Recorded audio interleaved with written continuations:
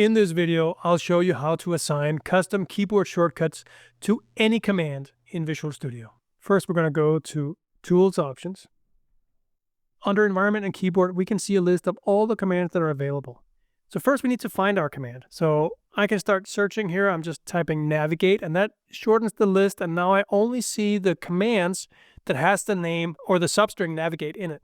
And I can go down and look at the shortcuts that are assigned to this. And I can see that Alt backtick is assigned to this particular command in the text editor scope.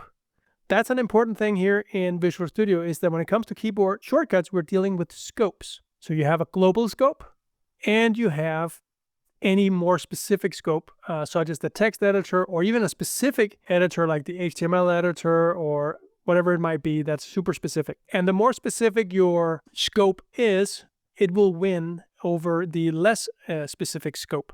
Instead of searching for a command, let's see if we can find an available shortcut. So I can come down here and say, what about Control J?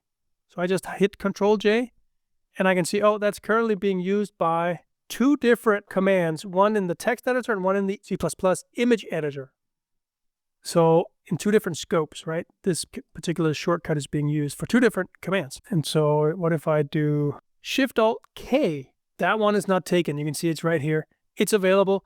I can use it. I can now go and find my command that I want to use. It could be this one. And then I hit the Assign button to make this command now work with Shift-Alt-K in the global scope.